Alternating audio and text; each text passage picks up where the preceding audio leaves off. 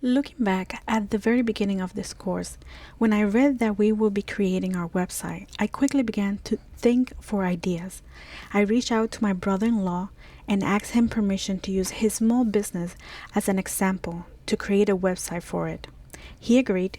Therefore, I began to brainstorm, and with the guidance from the instructor, I began to draw on a piece of paper what it was needed for the website. Here is my hand-drawn wireframe of the main page. It's not a pretty view, as for my hand-drawing skills are a scale of 0 on a scale of 1 to 10. My most challenge was CSS. I feel that I'm just grasping very little of it. I'm improving, but very slowly. I guess I don't have that designing mentality as I thought I had. On week 2, as we progressed to a mock-up, I began to think for a color palette. As if in case I didn't mention it already, I'm not good at designing, so choosing a suitable color scheme was a challenge as well. I went to Pinterest and my good friend Google to look for inspiration, and this was my choices. At least the ones that I liked the most. But each one of them had something that I liked, but I just didn't love it. I ended up choosing this scheme for the mockup and decided to give it a try. So here's a clip of the mockup. This is actually the main page of the website. After receiving the feedback for this assignment, I began to make the necessary changes to improve the design as best as I could. Per the feedback, I ended up making some slight changes to the design, in especially the color scheme. The reason was that the business already has a set design logo, and the color scheme that I chose, as you saw in the mock-up, wasn't working with the colors of the business logo. In a few seconds, you'll see the final outcome. Besides the research that was provided to us, I did a few additional research, and especially during the development process. Pages like Stack Overflow was very helpful for aiding a few challenges that I came across while working with JavaScript. Pages like CSS Tricks was a huge help while working with CSS.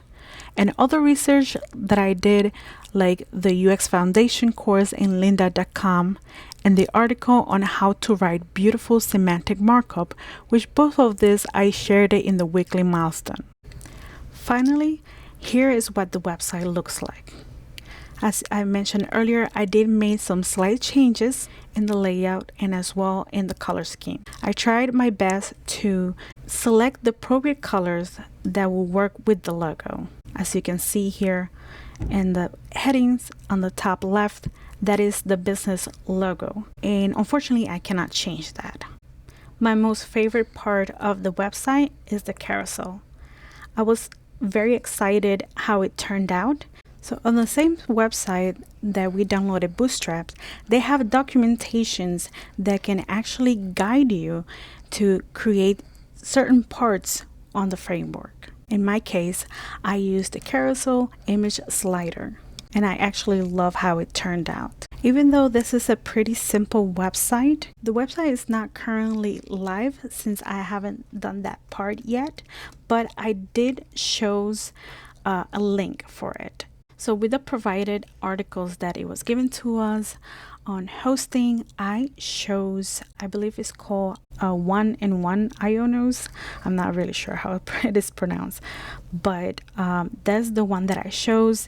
It was just $1 for the first 30 days, kind of like a 30-day trial, something like that, for $1. And then after 1 month is $8 a month. The link that I chose is thesharkchat.com. So this is the final outcome of the website. The next step after this will be to make the website go live, and but I think before that I will still continue testing it out. I know that right now is not as responsive as it should be, and that is something that I still have to work on, and hopefully I will get it done before the deadline tomorrow. So this is the website, thesharkchat.com. My name is Vanessa Singh. Thank you for watching.